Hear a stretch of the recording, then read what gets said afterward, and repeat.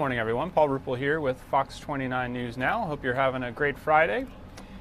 Here it is military, Salutes to Military Day. Good day, Salutes to Military. So we've had a busy morning on air.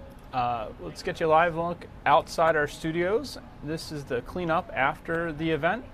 This is our 10th annual event put on to salute our members of the military and all that they do to protect our country, to protect us. And had a very large crowd out here, not more than 15, 20 minutes ago when we were still on the air. Good Day Philadelphia from 4 a.m. till 10 a.m. We're going to get you some highlights from that a little bit later in this broadcast. Right now I want to get you out to South Carolina, where Governor McMaster and some other officials are holding a news conference about their response to Hurricane Florence. Let's listen to it for a little bit. The Senate. I've struggled with coming up with the perfect answer. I've decided it's actually a little bit like being the groundskeeper to cemetery. SC Fund, that's ONE-SC Fund. Had the wrong audio for a minute there. Now you should be listening to Governor McMaster's news conference. Haley's leadership, and it's distributed over $3.4 million worth of relief to non-profits in our state, and of course then that in turn goes to the people themselves. More than 19,600, as Ms. Turnquist mentioned, have been helped. Over 1,600 families returned home, and now here we go again. And this $500,000 most generous gift by United Health is a wonderful start for this effort. We hope it will encourage more and remind people all across the state that we do have ways that they can help, even if they can't get up and go and do it themselves. It's onescfund.org, or you can make a check payable to the Central Carolina Community Foundation, One SC Fund. That's at 2711 Middleburg Drive, Suite 213, Columbia 29204. And if you want to volunteer and you can't find a place, you can go to www.volunteersc.org. And remember always, for updates on the flood, on the hurricane, go to sc.emd.org. And there are links there that can take you to show exactly where the flooding is, exactly where those roads are being overtopped. I want to remind people again, don't drive on those roads. We've had tragedies in this state and others over the years and recently where people have driven around barricades, or even if they're not barricades, on roads covered with water. These roads wash out fairly quickly in a big flood, and it may appear that you can drive right across 100 yards of shallow water, and it turns out that the road is washed out and your vehicle will go into it and you might not be able to get out. So this is a great day, and we appreciate this very much. We appreciate the spirit of the people of South Carolina and our corporate citizens who are willing to stand up and help. If there are any questions, we'd be glad to try to answer them. Did the fund have a balance in it already? Ms. Turnquist? We had very small amount because we spend it in order to help those in need. So all of the dollars coming in now will go to aid the victims of Hurricane Florence, those affected by Hurricane Florence. Any more questions? Governor, how many state employees do you think are affected by your two executive orders? We are trying to determine that. We'll have to receive that from the various locations, the various state offices. As you know, the executive orders that I issued are extended to non-essential personnel, and those are essentially local decisions to be made in those state offices about which are essential and non-essential, but we'll find that. We'll get those figures, and we're accumulating them now. And speaking of driving over flooded roads and going around barricades, two of the deaths seem to be from jail officials who drove around barricades. What do you have to say about those tragedies, and should jail officials be transporting mental health patients? Well, the question is one of driving around barricades or driving over roads that are covered with water, and the same applies to everyone. I have contacted or attempted to speak personally to the families of everyone whom we lost during this crisis, this tragedy. And these included, and our numbers are now up to 9 lives lost as a result of these kinds of accidents. But that's why I say again, and you've heard it repeated ad infinitum in every state where there's been flooding like this, is you can never tell what lies under that water. The road may be there, it may not be there. Don't drive across it, and if there is a barricade up, do not go around that barricade. You said you attempted. Were you able to talk to families of those who I spoke did not speak to Mr. Green, but I spoke to the other father.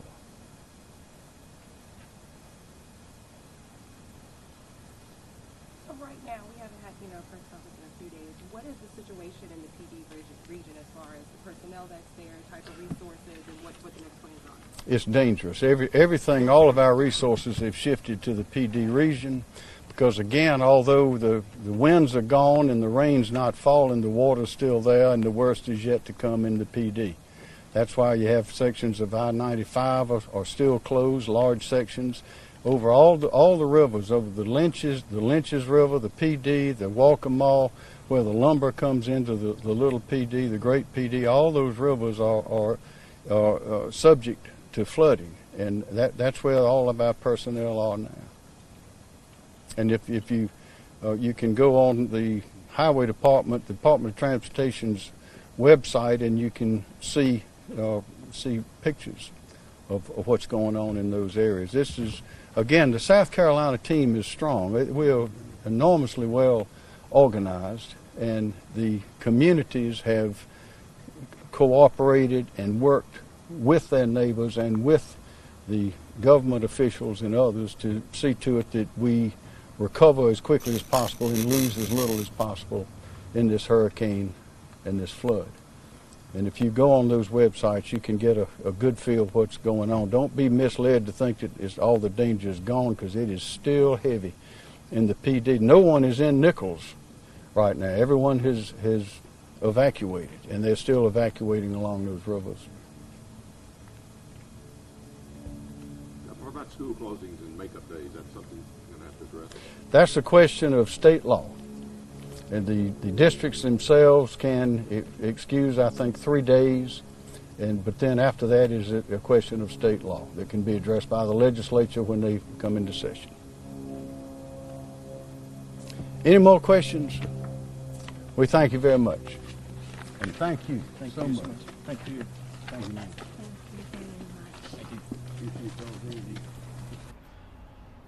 Again, you've been listening to South Carolina Governor Henry McMaster and other officials from South Carolina talking about the response to Hurricane Florence and the severely damaging floods that are still occurring there.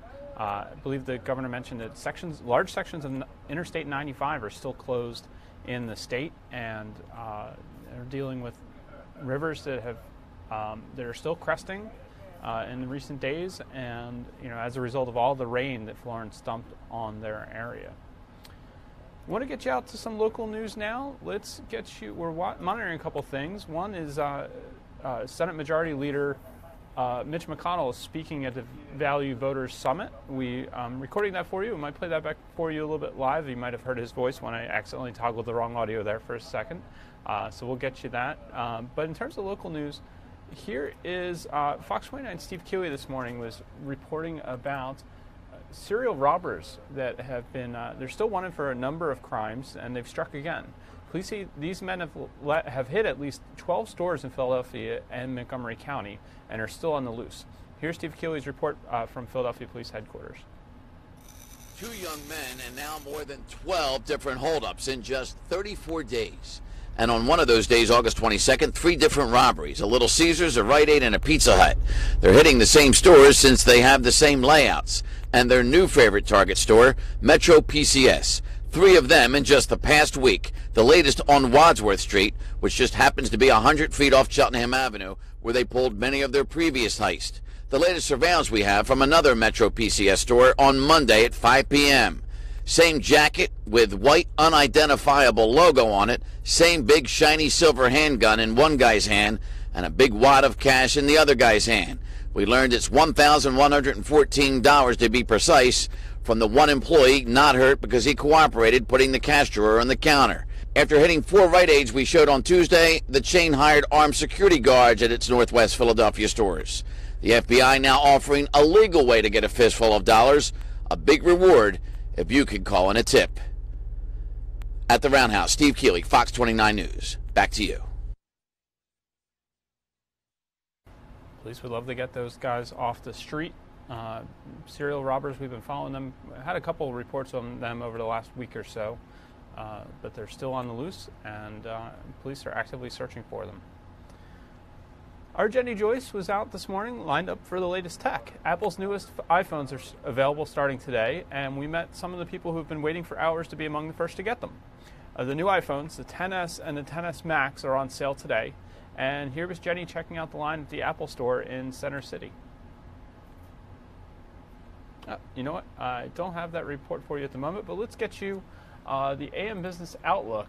One of our reporters from Fox News, the Apple iPhone was among the stories that she looked at.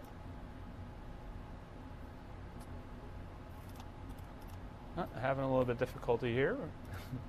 Missing a couple stories from our rundown, but we'll get you those momentarily. Let's talk weather for a moment.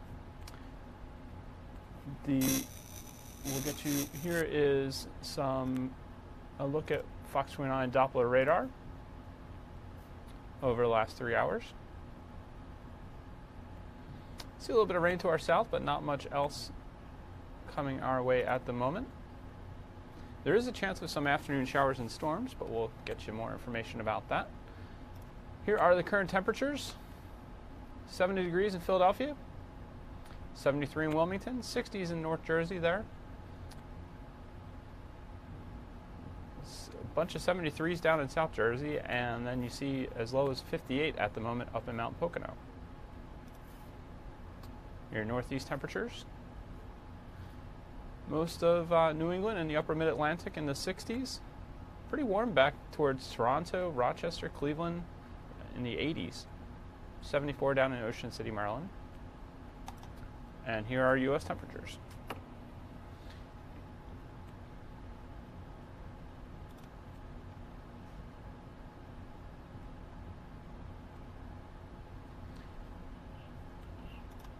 Wind gusts right now out of the south, but not much gusts. Here's the sustained winds hitting 10 miles per hour, 12 in Wilmington, but below that elsewhere. Heat index doesn't feel too warm right now. Humidity's dropped a little bit. And your visibility is generally pretty good.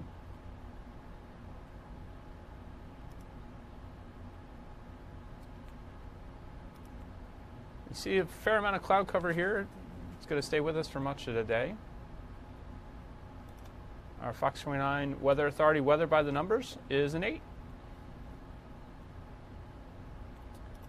Let's get you the 7-day forecast. You see today was our Fox 29 Salutes the Military Day, 78 degrees outside, partly sunny. Similar call for Saturday, which will be the first official day of fall.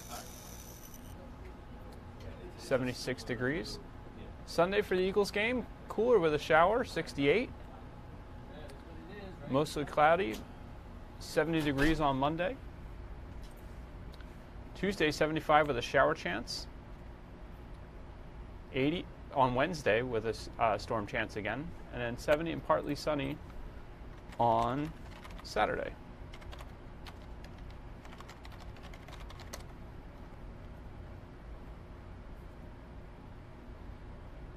Eagles, of course, will be hosting the Indianapolis Colts on Sunday at 1 o'clock. So it looks like cooler weather for that contest there.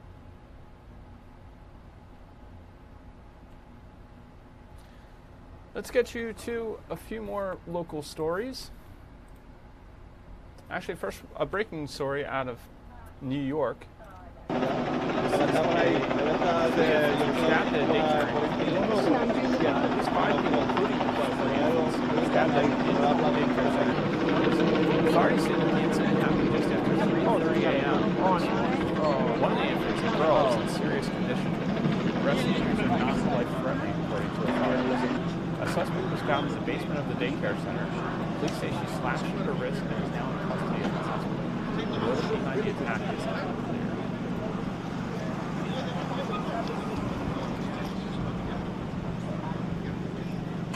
In the Feltonville section of the city, police are investigating what they call an apparent drug overdose. They're trying to figure out why it happened because they didn't find any drugs or drug paraphernalia at the scene, according to the information we got earlier this morning. A 38-year-old man was found dead. One person is extremely critical, and one person is stable at last report. They were all lying on the floor of a garage on the 300 block of East Loudoun Street.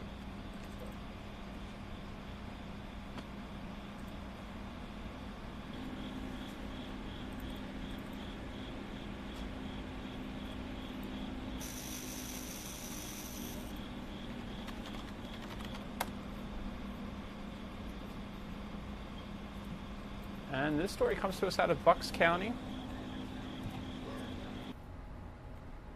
Firefighters battled a fire at a McDonald's on the 500 block of Main Street just before 2 a.m. this morning. Oh, there you go. One firefighter was injured. The building is reported to be a total loss. The Doylestown Borough Fire Marshal and the Bucks County Marshal are investigating. That photo there is courtesy of the Doylestown Fire Company.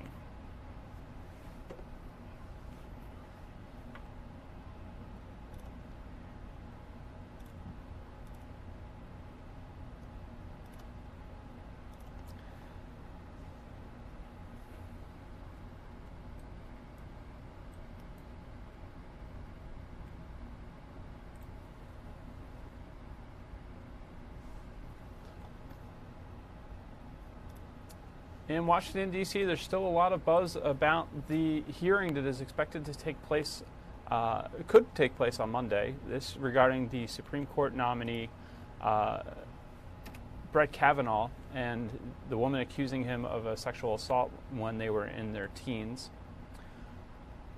Fox's Doug Luzader has the latest on what's going to happen and whether there will be a hearing on that in the future.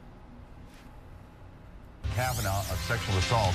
She just may testify against him after all. Yeah, it looks like it. She certainly said that. Negotiations underway now with the Senate Judiciary Committee to have her, Christine Blasey Ford, appear as soon as next week. All right, Doug, what are you hearing? It changes hour to hour.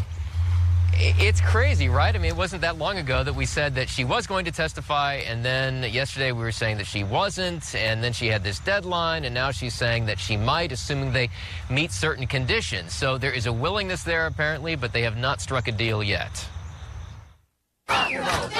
This is what it has come to on Capitol Hill. Protesters trying to take over the office of Judiciary Committee Chairman Senator Chuck Grassley. Senator Grassley's in Iowa right now. Behind the scenes, though, reports of progress. A Kavanaugh accuser, Christine Blasey Ford, now open to testifying, but her attorneys have a list of conditions. There can be no questions from lawyers, only from committee members. Judge Kavanaugh cannot be in the room, and he must go first. An unusual demand because there is a long-established legal tenet that the accused, in this case Kavanaugh, has an opportunity to respond to allegations. The Democratic senators, meantime, continue to rally around Ford, saying Kavanaugh has the burden of proof. Judge Kavanaugh has not asked to have the FBI review these claims.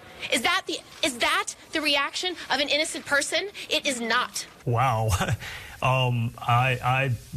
When I walked into the studio tonight, there was a presumption of innocence, and you did not have to prove your innocence. So I'm a little surprised at what the senator from New York said. I think everything's going to be just fine. President Trump headlined a rally last night in Las Vegas, and he did rather carefully address this issue, backing Kavanaugh.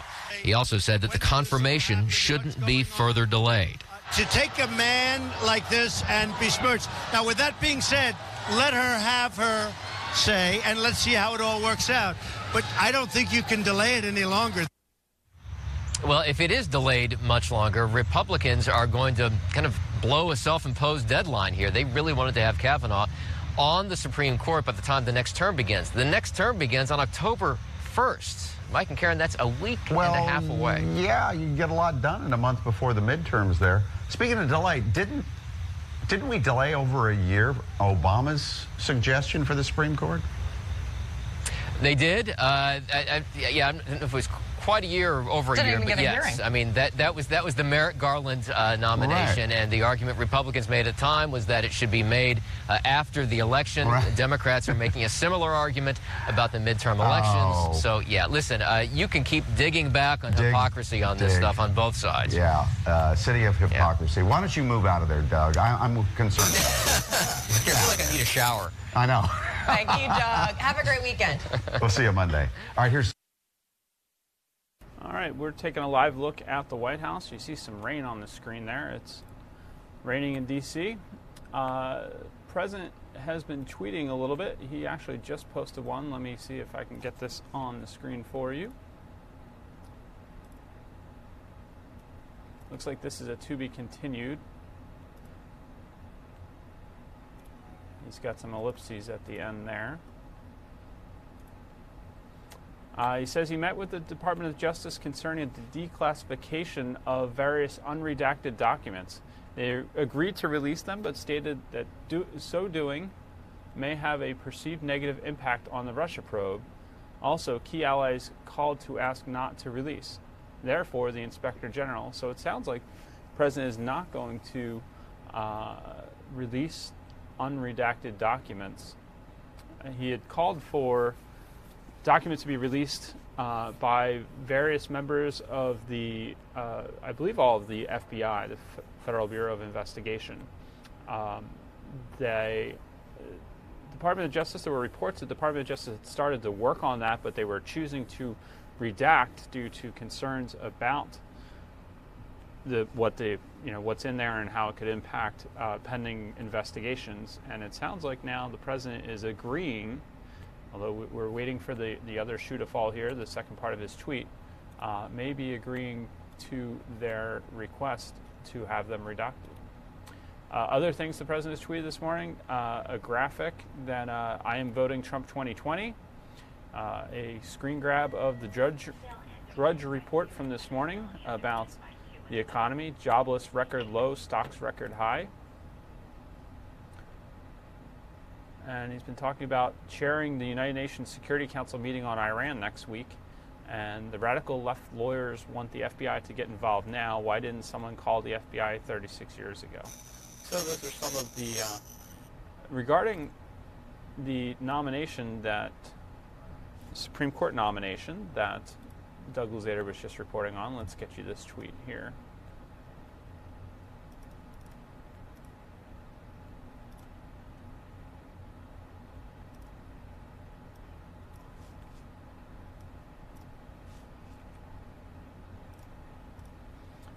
The President said, Judge Brett Kavanaugh is a fine man with an impeccable reputation who is under assault by radical left-wing politicians who don't want to know the answers. They just want to destroy and delay.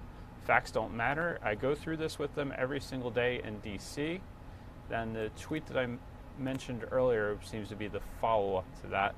I have no doubt that if the attack on Dr. Ford was as bad as she says, charges would have been immediately filed with local law enforcement authorities by either her or her loving parents. I ask that she bring those filings forward so that we can learn date, time, and place. So the President here challenging the Supreme Court nominee's accuser to come forward with more information. We'll see. They're obviously still negotiating the terms for her appearance before the Senate Judiciary Committee next week.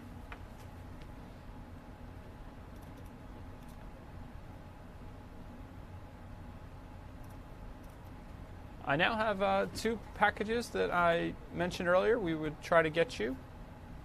First is Jenny Joyce talking about the iPhone. She was in Center City today outside the Apple Store talking to customers who were waiting for the two new phones, the iPhone XS and the XS Max, both on sale today. Said it wasn't quite as long a line as she's experienced in covering these events before. Let's get you her report. Well, it looks like the Apple Store has had a soft opening. They have let some people inside. There is still a line outside the store where people are here picking up pre-orders, others hoping to be able to buy one of the 2 new iPhones on the spot this morning. Today, Apple is releasing the XS and the X Max. Both of these will replace the iPhone 10. The XS is about the same size as the 10. The X Max is larger. Neither one has much of a battery upgrade from what we're hearing from critics. In fact, the battery on the XS has a little bit of a shorter life than the other iPhones, which is disappointing to some people. And these phones are going for a minimum of $1,000. The cost is oftentimes broken down into a payment plan, so it's less painful to the pocket. Customers in line this morning tell us they're here for various reasons. All are pretty excited for the new gadgets. I have the 6, and it's probably 3.5 years old now. And I wanted to get the X, but I just couldn't last year. So now I'm going to get the XS, and it's got a better camera. It's not going to die on me as fast. Mine dies like 2 or 3 times a day now. So I'm really excited to have a battery that lasts the entire day. My real interest kind of stems from the fact that I'm already plugged into the Apple upgrade plan. So it's very easy. There's really no money out of pocket. I just get upgraded automatically, give them my 10 and get the 10S. Well, that man that we just talked to said he's actually here at the store picking up a new Apple Watch. The new phone will be delivered to his house today. That's why we might be seeing fewer lines here compared to past releases. The system has gotten smarter and more convenient for people. We'll send it back to you.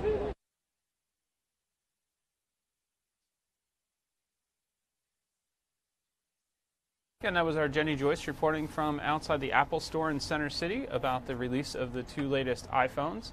I heard during one of her live reports that some people are some experts are saying to hold your money to wait for another version of the iPhone that's going to be coming out in the near future. And some people may be doing that. She was mentioning that the line wasn't quite as long as it has been in the past for some of these releases. Let's get you to, I mentioned earlier that it was Fox 29 Good Day salutes the Military Day. You can see the ongoing cleanup here on the 300 block of Market Street, right outside our Fox 29 studios. We have a highlight reel of some of the events that occurred this morning. Let's show you that right now.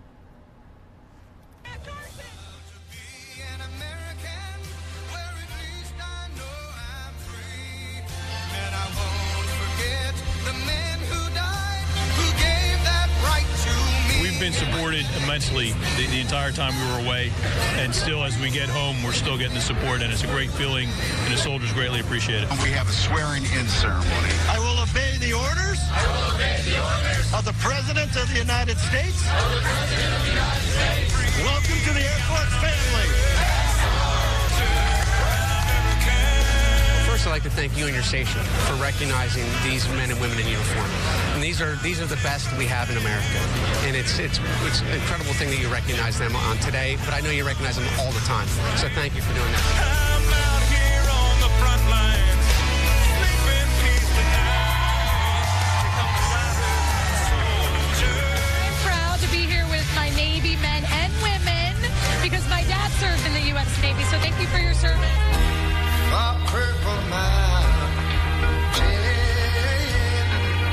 Okay, I was awesome with the few, the proud, the Marines. What's your favorite part about being in the Coast Guard? I love saving lives. It's my favorite mission in the Coast Guard. Moving to see folks bring the pictures of their loved ones. You know, God bless everybody. God bless America. America. This is me in 1970, and this is my father back in 1940. A family worth of service. Thank you so much. Anytime. Oh, guys, you're the reason why we're here. You're the reason why we did this. Yes, he did. Heavy brotherhood from sea to shining sea. You know, I wish I had somebody to help me sing this.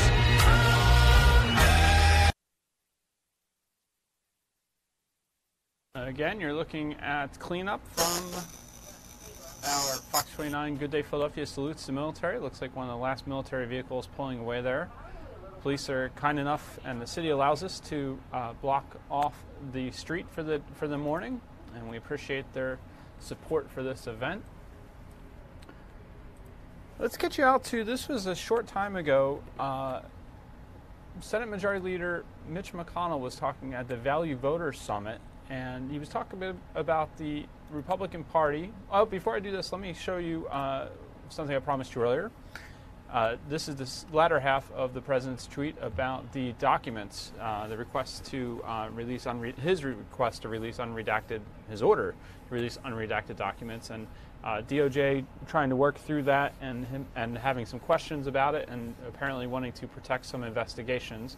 So in the second part here, Donald Trump says he's been has been asked to, I believe this is the Inspector General, has been asked to review these documents on an expedited basis. I believe he will move quickly on this and hopefully other things which he is looking at. In the end, I can always declassify it if it proves necessary. Speed is very important to me and everyone. So I know we're jumping around a little bit, but there is the continuation of the president's tweet from earlier. Senate Majority Leader was talking, Mitch McConnell was talking about the Republican Party. He was mentioning that if you looked over the past 100 years or so, the Republicans have not been in charge of Congress as much as you might believe. And then he continued his remarks here. Let's listen in on what he had to say at the Value Voters Summit. 20 months, time to take stock, draw up a progress report.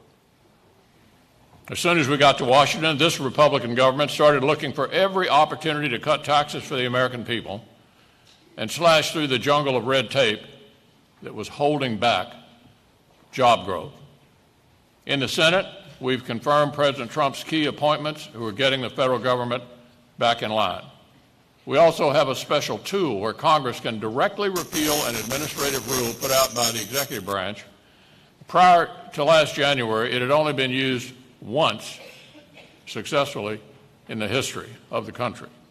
Well, we've used it 16 times and counting to throw out some of the terrible Obama administration rules, like regulations that interfered in our schools and forced states to fund Planned Parenthood.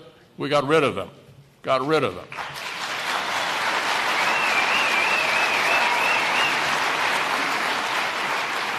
And of course, you're all aware we passed the most significant overhaul of the tax code in 30 years. Tax cuts for middle-class families, tax cuts for job creators, better incentives for companies to bring their money back home, invest, and create jobs right here in the United States.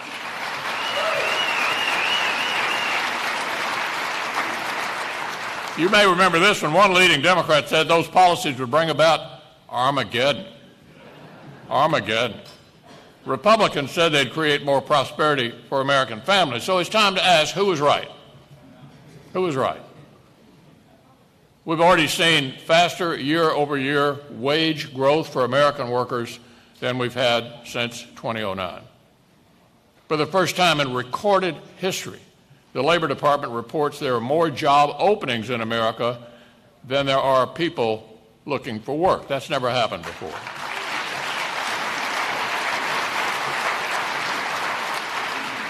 And claims for jobless benefits recently hit the lowest level since, get this, 1969.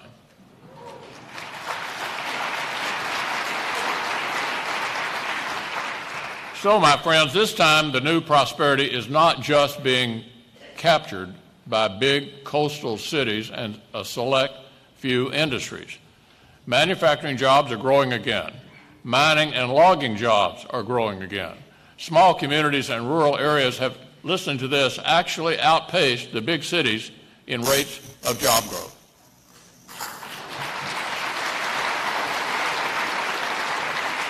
So look, you and I know that government doesn't create prosperity. Only workers and entrepreneurs can do that.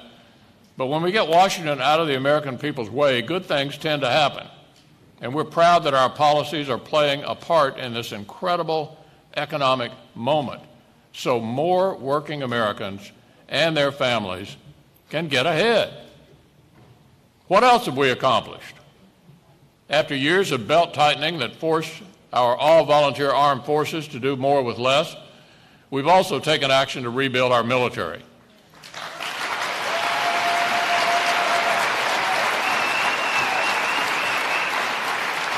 We authored the largest on-year increase in defense funding in 15 years and the largest pay raise for our troops in nearly a decade.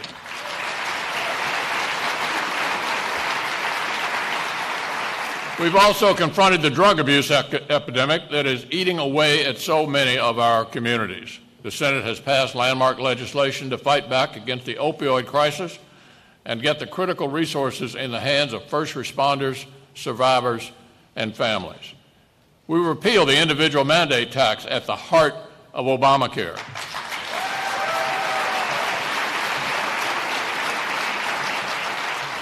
We threw away the board of bureaucrats that was set up to ration your health care.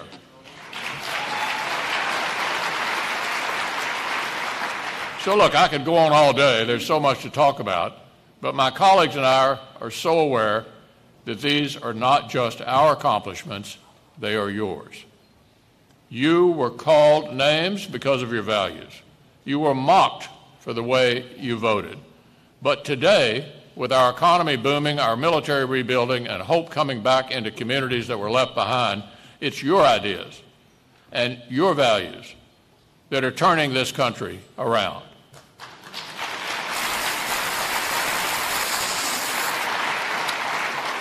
Now, I'm often asked, what's it like to be the majority leader of the Senate? I mean, I've struggled with coming up with the perfect answer. I've decided it's actually a little bit like being the groundskeeper to cemetery. Everybody's under you, but nobody's listening.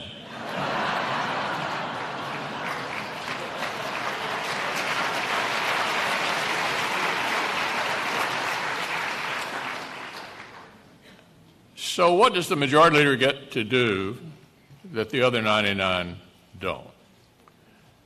We have a very tiny majority of 51-49.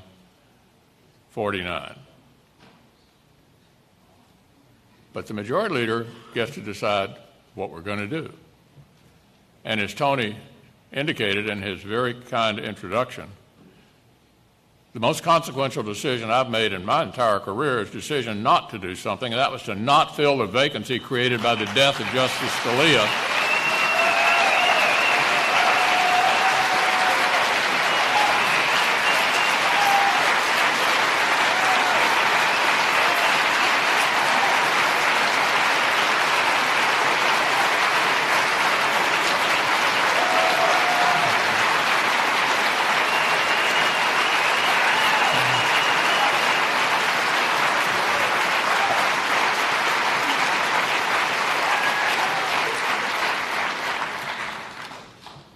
In the middle of the presidential election, let the American people decide who they want to make this lifetime appointment.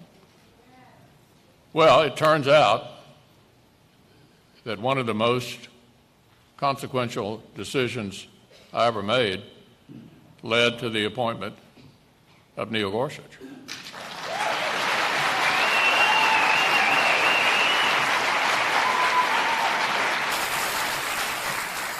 And it's not just the Supreme Court, my friends. If you're familiar with the federal system, there are the district courts, the circuit courts, and the Supreme Court. A very, very small number of cases make it to the Supreme Court. The circuit courts are where most complex litigation ends. The President has nominated and we've confirmed 26 circuit court judges. This is the fastest pace in the history of our country.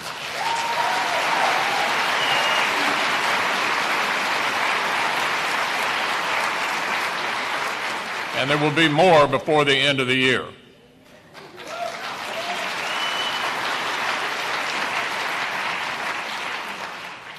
These are lifetime appointments. If you want to have a long-time impact on what kind of country we're going to have for the next generation, the single most consequential thing we can do is these lifetime appointments of men and women to the court who believe that the job of a judge is to follow the law.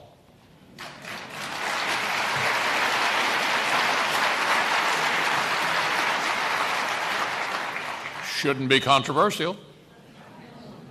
Justice Scalia said, you're not a very good judge if you're not occasionally unhappy with the outcome you reach, because it's not your personal opinion. It's what's dictated by the Constitution or the law. Justice Gorsuch put it this way. He said, judges don't wear red robes or blue robes, they wear black robes. So these are the kind of men and women that President Trump has been sending up and we've been confirming. And I hope it makes you proud. And if we can hold on to this Senate majority for 2 more years, we're going to transform the federal judiciary with men and women who believe in this vision of America.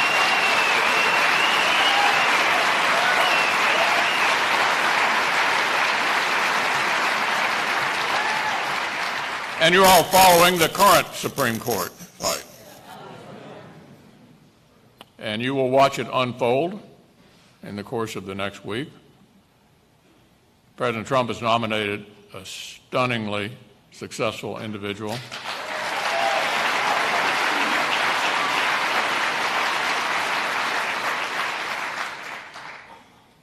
You've watched the fight. You've watched the tactics. But here's what I want to tell you. In the very near future, Judge Kavanaugh will be on the United States Supreme Court.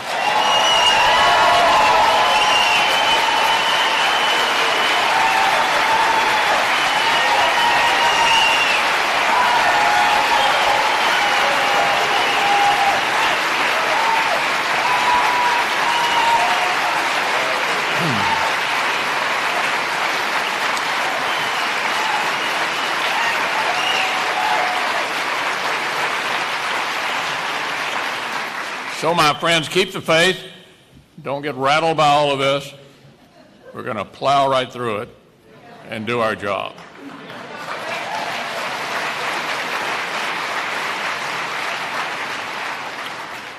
So, moving beyond the Supreme Court, here's our challenge for the future.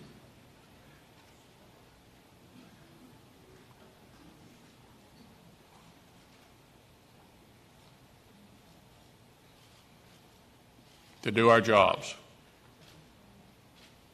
wait out the obstruction, confirm more quality nominees to the judiciary. We're going to keep on doing it. We're not going to get rattled by all this, and I don't want you to get rattled by it. We're not going to slow down. We're just going to keep going ahead. Even more nominees will be confirmed. There'll be pro-family, pro-opportunity policies need to be put in place for the American people by the Senate. We've come a long way together. There's much left to be done. But don't let anybody tell you for a minute this hasn't been a productive year and a half. I'm now in my 34th year in the Senate. Hard to believe. This has been, if you want America to be a right-of-center nation, this last year and a half has been the best year and a half of my time in the Senate.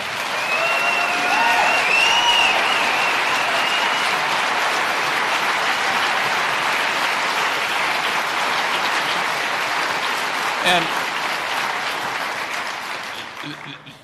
the reason you should know that, look how angry the left is. Huh? Look at it. The angrier they get, the better we're doing.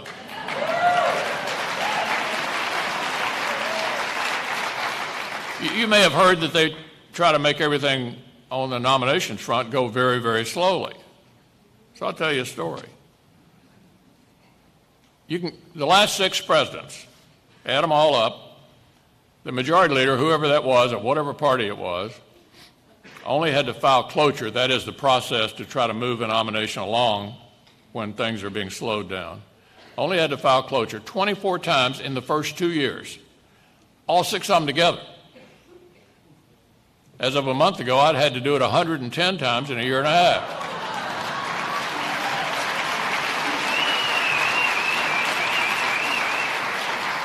It doesn't mean they can ultimately win. It's sort of mindless obstruction for no point, because ultimately you don't succeed, you lose. So I've discovered that there's at least one other tool that the majority leader has. You remember when you had kids in school? There's nothing they like better than a recess.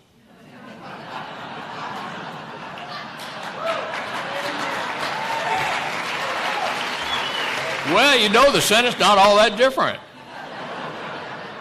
So some of you who follow this stuff closely may have noticed that I canceled the August recess.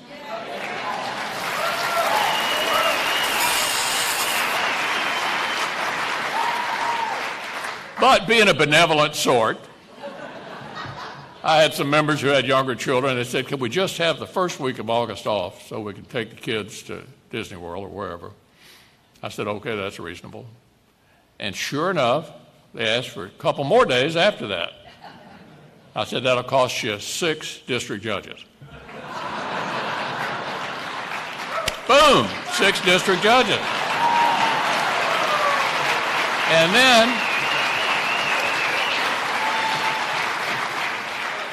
then, the last week of August, the week that included Labor Day, they said, "Can we please have the whole week off?" I said, "Well, that costs you 15 district judges." And it's amazing how cooperative everybody got. So we're going to wrap up here at the end of the month a lot of our business. We're going to fund the government. We're going to have Justice Kavanaugh.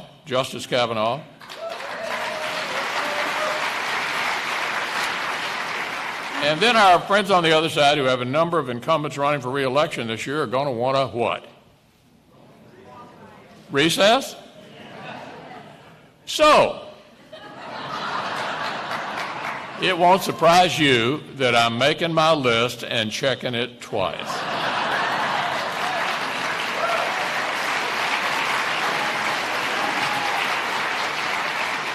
And that, my friend, is how we're dealing with obstruction and how we're going to keep on doing the president's appointments, not only to the courts, but to boards and commissions and to the government.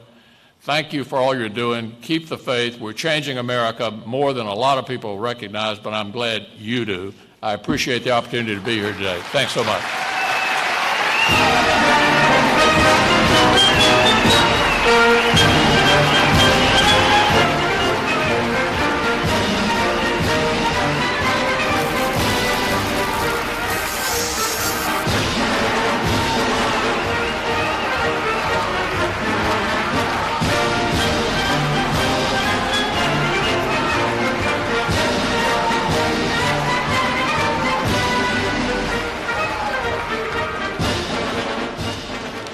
Thank you, Senator McConnell. Well, folks, we have more breaking news, again, that should be concerning to you, and let me share that with you. Trump removes tag from White House mattress, federal investigation launched.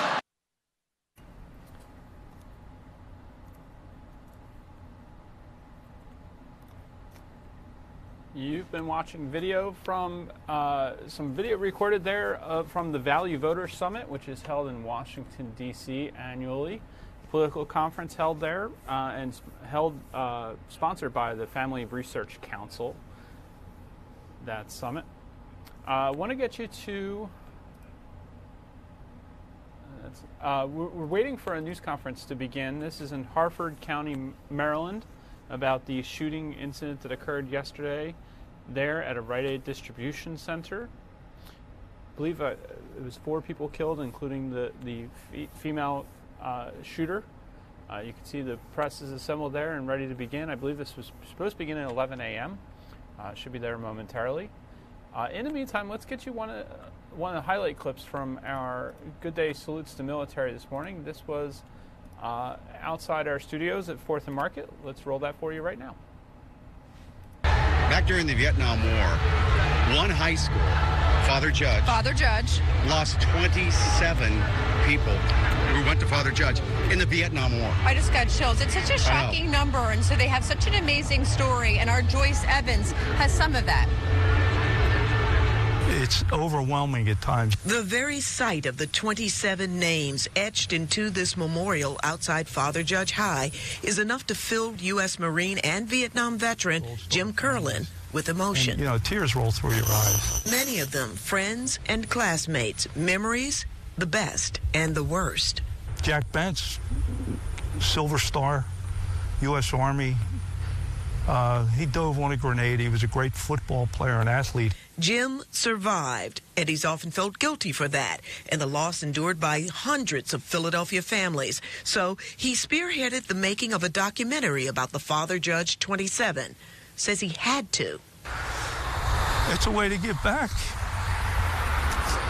It's a story that needs to be told. It leaves a huge void in their life, but yet we are left with their accomplishments and their commitment, not just to their country, but to one another. I think that's the strongest bond of all. Incoming Father Judge principal and veteran of the Persian Gulf War, Peter Chapla, says he couldn't feel more honored to continue the legacy of the 27. His father was a Vietnam vet. A memorial stand of lockers paying tribute to the fallen Father Judge graduates can be found on the 3rd floor. Other references are sprinkled throughout. We had, for example, in last year's graduating class, 13 young men that enlisted in the armed forces out of 187 graduating. Now Jim Curlin wants everyone to know who they were.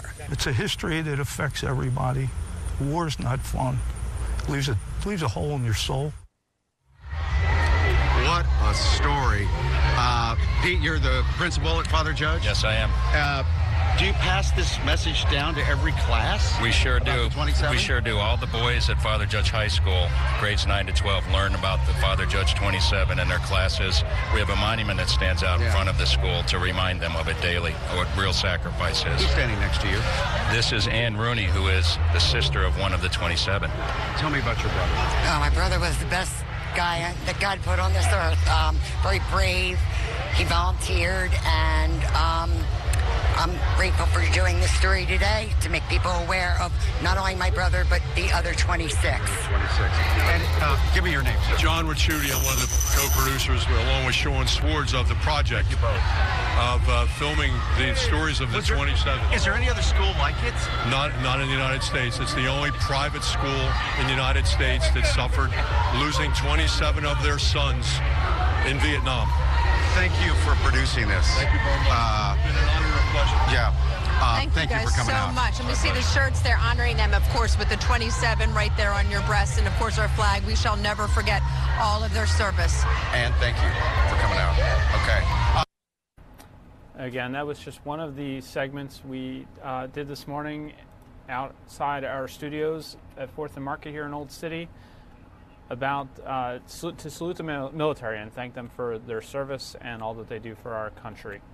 I want to get you right out now live to Harford County, where the sheriff is discussing yesterday's shooting in the Aberdeen area. Here it is.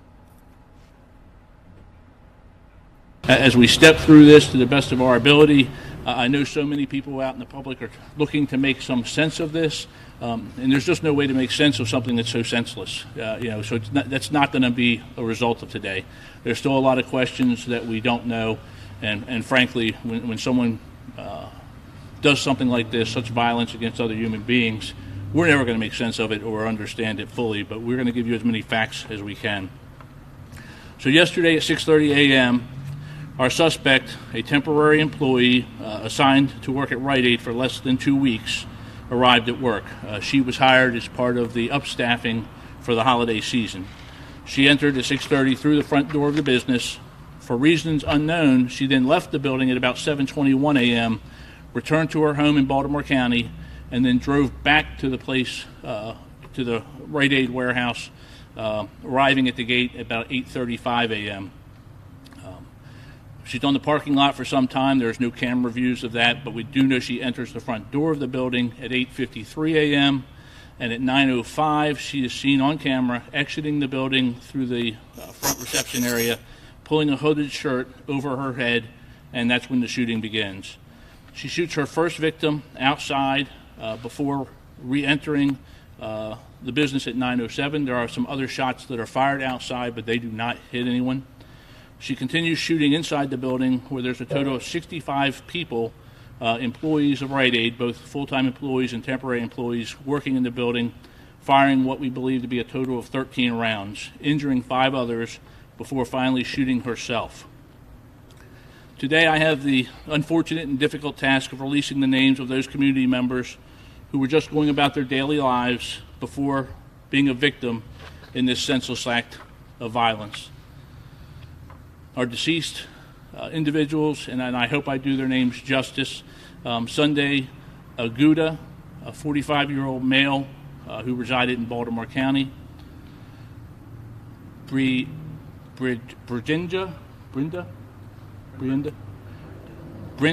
Bindra Geary, a 41-year-old female, also from Baltimore County, who's deceased. And Halen Reyes, a 41-year-old female from Baltimore City, who was deceased. These 3 victims were shot inside the business. The surviving, the first one, I think I said it was a female, did I? I want to be accurate. So Sunday Aguda, 45-year-old male from Baltimore County, he was the individual who was shot outside on the parking lot and is deceased, and the 2 female victims, Geary and Reyes, were both shot inside the business. The surviving victims who remain hospitalized this morning, as far as we know, Hassan Mitchell, a 19-year-old male who resided here in Harford County, Wilfredo Villegas, a 45-year-old male from Montgomery County, and Acharya Perna, 45-year-old with an address in New York. The Harford County Sheriff's Office, again, received a call at about 9:06 a.m. through the dispatch center Thursday morning for reports fired at the Rite Aid Distribution Center at 1501 Perryman Road. Immediately, deputies, officers, and first responders responded to assist any victims and locate the suspect. From the time of dispatch, there were law enforcement assets on scene within 5 minutes. Among the first responders were members of the Municipal Police Department's SWAT team, which had staged close nearby because there was paper to be served that morning, just a fortuitous coincidence. And they were among the first responders, which the SWAT team is made up of members from the Bel Air, Aberdeen, and Havre de Grace fire departments. And the Aberdeen officers, I believe, were the first to enter the building in an effort to stop the violence and to save lives.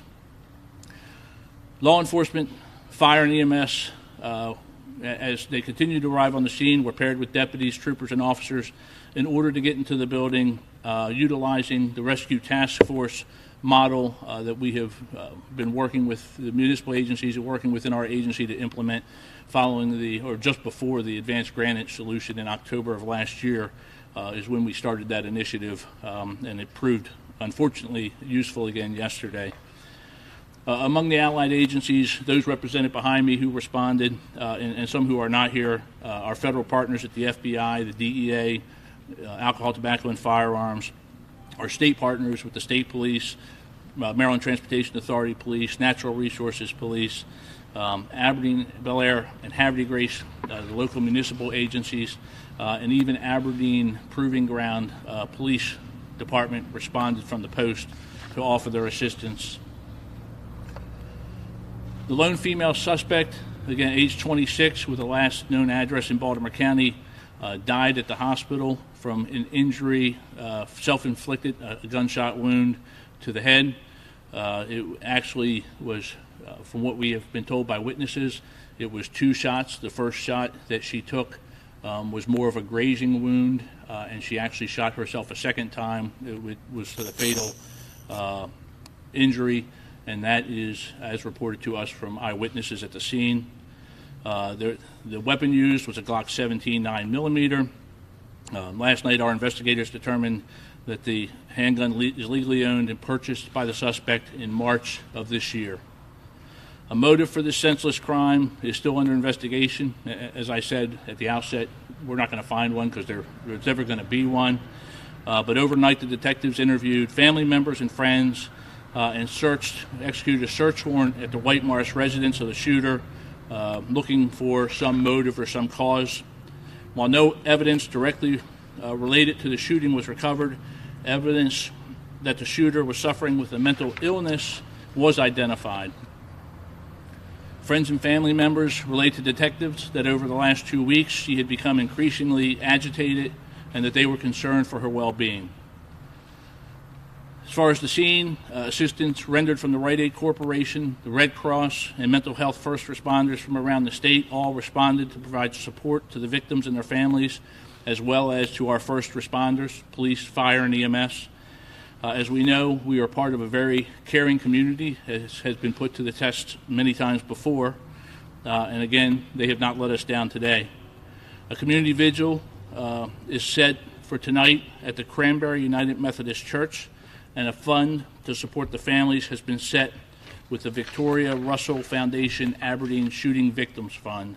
We're familiar from past events that many times around tragedies, fraudulent fundraising efforts pop up. So we caution the caring members of our community and of our state that when you are making a donation, so many are for good causes, but there are also those out there that are just looking to make a buck on the back of a tragedy. Please make sure that if you're donating that it is a reputable source, such as the Victoria Russell Foundation, who they assisted us through the incident advance grant last year. Again, we learned again yesterday that no community is immune from this type of heinous violence. Harford County overall is a very safe place to live and work.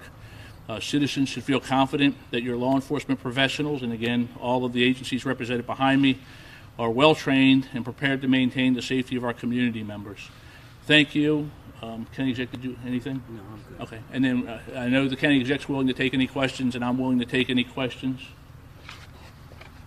Sheriff, was she involved in any kind of dispute over pay, hours working, anything going on at this moment with her workplace? Not that that our detectives have been informed about. There was a mention of an incident that involved something about butting in line yesterday morning before she left for work. And I know that there's been some things in the media that she was looking to pick a fight. Other than this little incident, certainly nothing's ever going to justify escalating to this issue, but it didn't seem the type of nature that caused her that much agitation. Take one over here. To which hospital was it that she was brought to and died at? Was it Bayview Medical Center? Yes, okay. Bayview. And then the second question is, did she, in the security camera footage, was she aiming towards someone when she was walking into the building, or was it more of just shooting anywhere? I haven't seen the footage. I mean, it appears that she was certainly targeting individuals. You know, how well she was taking to aim. The little bit of footage that I saw myself, she was moving pretty quickly, so not taking a lot of time to aim.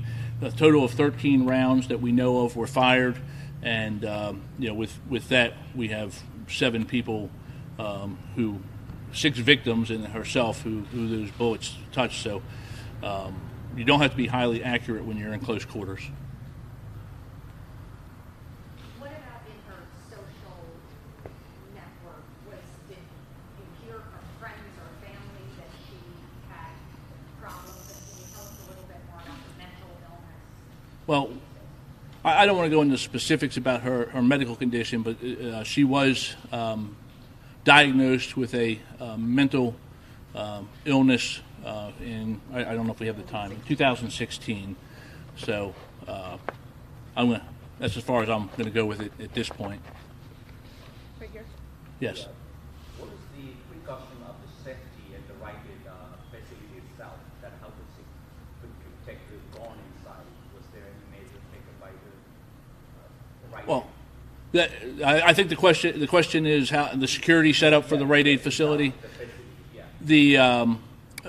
They have security, unarmed security on the properties. They own several buildings there, or at least several buildings there, properties that security is responsible for.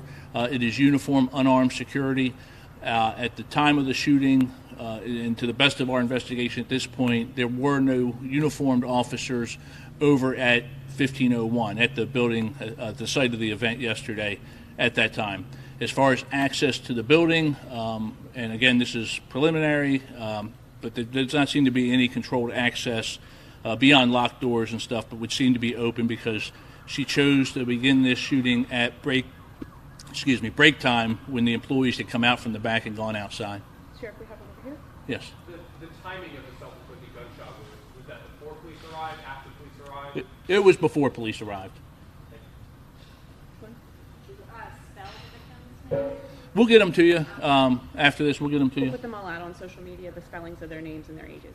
I'm a little confused on how could she legally purchase a gun if she had mental illness that had been diagnosed? There's a process, and it's my understanding now the gun was legally purchased, even in light of this, because it didn't meet the standards for a refusal under Maryland law, which is kind of two-pronged. What was the caveat? Correct. There's a period of commitment. I'm going to let Major Davis come up and answer for the. Major Simpson. Oh. He's on the end. In this particular situation, there are two caveats that must be met in order to be prohibited under state law. Both caveats were not met. One was, and that was she was diagnosed with a mental illness or disorder, as it's called in the law. The second is that she has to show a propensity of violence to herself or others pre-application, which that was not present. We have not been able to determine that that's the situation. Thank you. Thank you. Sheriff, I've heard that she, right before she shot herself yesterday, it may have been an employee who, following the run, hide, fight mantra, cornered her. I don't know another way to say that, except that he may have been the one that really forced this to an end. I have not heard that, and that may have well been the case. Certainly, we have the Harford County Sheriff's Office and the allied agencies behind are all much more aggressive these days on offering active shooter trainings to our community. In fact, one of the security officers from Rite Aid was scheduled to go to one of our trainings today or tomorrow.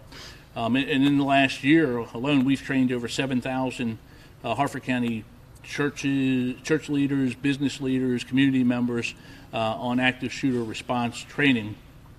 So what we've seen on the video, certainly, under the run, hide, fight model, so many employees, I believe it was 65 people that were in the building at the time, did just the right thing and got away from the scene. I have not heard that somebody confronted, but in the traditional active shooter, it's a shame that we have to say such a thing because having a female active shooter is so unusual. But in the traditional active shooter, we see shooters shoot until they have enough rounds just to end their own life at the end of their own carnage. So, Sheriff, has the frequency of these active shooter trainings within your department increased since last year's shooting in Edwin? Oh, greatly so. Yeah, we were doing some before, but we have greatly increased, and I think that's probably true of any police department, probably across the nation. Sheriff, is there any evidence or anyone you interviewed who said that she said anything during this whole encounter? And do you know what her job position was? Did she have a security job position? She did not, and that's something that we've heard out in the rumor mill, and something that detectives have explored. At one point in time in the past, apparently she has worked as a security officer and had a valid Maryland handgun permit, which expired, I believe it was in May of 2018. She was not employed in any sort of security capacity. We believe, detectives believe that in that gap where she left work, that she went to the house and retrieved her firearm, and she also brought with her pepper spray and a pair of handcuffs that were found on her body. That there was no forewarning, or other than her leaving, there was really nothing unusual said or done by her, other than that little thing about butting in line in the morning at 7 o'clock at the initial 6:30 at the initial reporting time. When you say butting in line, can you clarify what you mean by that? I just from what detectives have told me, I assume that the process is when they open the doors for the workday, that they come through and probably punch in, and that's the way I'm taking it, that when they punch in for work, that she cut the line to be in front of other people. Okay. And someone said something to her and words were exchanged, but nothing that led to some of the things that we have heard in the press, that there was a more of a strong disagreement. Jeff Hager. Sheriff, is it true that you guys pulled away the suspect's car and you find it inside that car? We did. It was not her car that she arrived to work in. It was a friend's car that she brought to work that day. We did locate it on the parking lot there, and detectives have towed it to one of our facilities where a search warrant will be executed later. That has not happened yet, so we do not know if there's any other information, a note or a phone or something where we can get additional information as to a possible motive. I don't know if you can do it or if the fabricated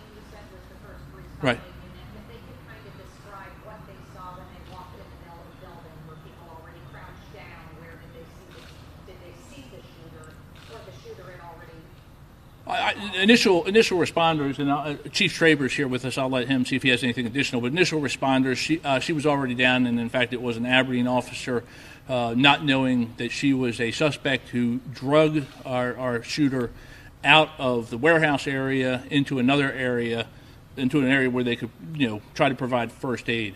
So he actually moved her, and she was still alive, leaving the scene, on life support and life-saving measures. Leaving the scene, as you know, she died at the hospital. Henry, you have anything additional? Nothing additional. We don't have any of the individual officers who were there, but an absolutely outstanding job. And as I said, no hesitation on the part of law enforcement to get into the scene in a hope and in an effort to try to stop the shooting, but it had already stopped by her self-inflicted gunshot. I don't know if you've talked to the Rite Aid Distribution Center at all. They don't seem to be releasing any information at this time about the security of the warehouse or what sort of training procedures they've already had in place for their employees. Do you know anything of those procedures quite yet? I do not. I do not, and our detectives will be speaking with them.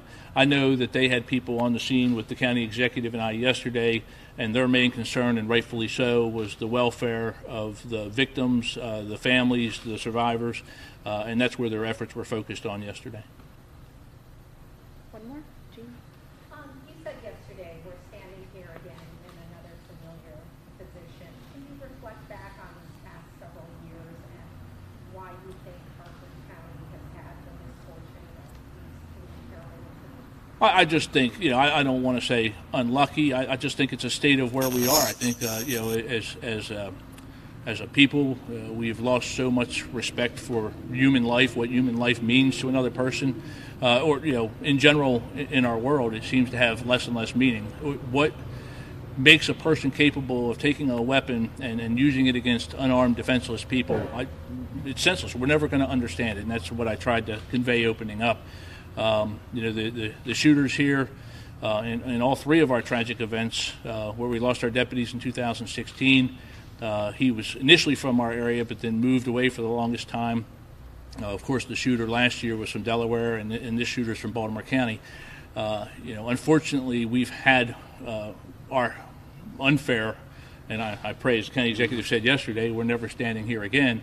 But as a society, between the mental health issues, we see it time and time and time again, the mental health issues, and then just the disregard for human life that seems so commonplace across our nation.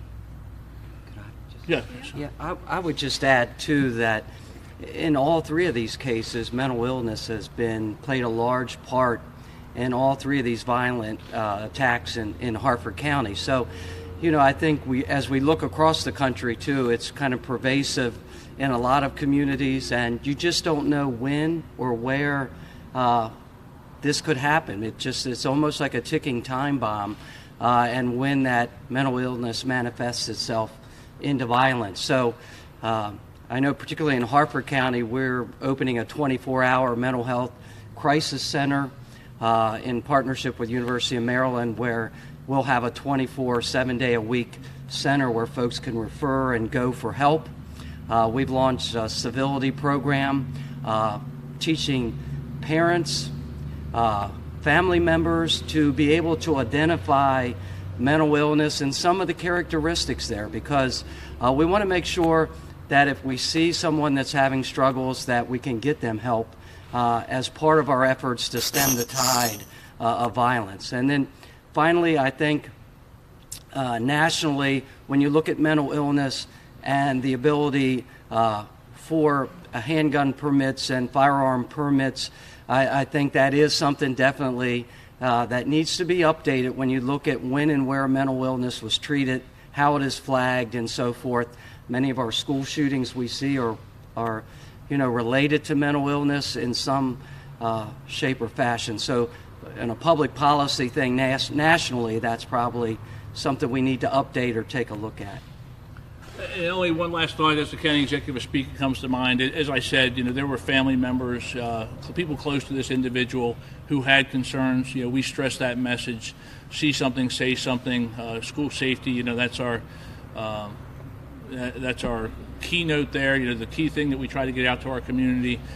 terrorism, drugs. If you see something, say something. In this instance, there were some indicators that people had concerns about, and you can always what if things to death, but we know that the authorities were not notified that they had some concerns. Okay. Thank you very much. That will be our final press briefing on this event. We will go back to our social media sites and put up the names of the victims so you have the correct spelling and their ages and where they are from. So once again, thank you all for coming out today. And again, you've been watching a news conference. You let me know if you need Harford anything County, personally, you know how to get a hold of me. Where Sheriff Geller and other officials, other members of the police department have been releasing additional information about the fatal shooting that occurred there yesterday. In that case, 4 people died, including the shooter. This was at a Maryland warehouse, a Rite Aid distribution center. Authorities say the suspect got into an argument before this, something about perhaps budging in line while clocking in. And then she apparently left, came back, and began shooting colleagues Thursday morning at this center in Aberdeen. They identified her as 26-year-old Snosha Mosley. She killed 3 people and hurt 3 others before turning the gun on herself. Apparently shot herself twice and later died. She was a temporary employee at the center. Police do not have a motive. However, the big news out of the news conference that was just held is that they do believe she had mental health issues. Was diagnosed with a mental health condition back in 2016. The 3 other victims are expected to survive, and yesterday's incident is the 3rd workplace shooting in Maryland in the past year.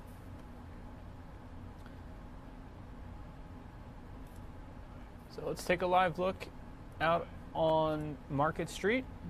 See, traffic is moving again outside our studios where we held our Fox 29 Good Day Philadelphia Salutes the Military event. We brought you some footage from that this morning. I hope you enjoyed that. And the package about, I believe it was Roman Catholic, was especially moving, losing 27 students, former students, to during the course of the Vietnam War. Just an amazing sacrifice and well-reported story there by our Joyce Evans. I want to thank you very much for being with us today on News Now. Have a great weekend, and we'll see you on Monday. May be able to bring you, if it happens, the Supreme Court nomination hearing, the continuation of the hearings for Brett Kavanaugh. It's tentatively set to occur on Monday. So thank you again for watching, and have a great weekend. Yeah, we have a good signal.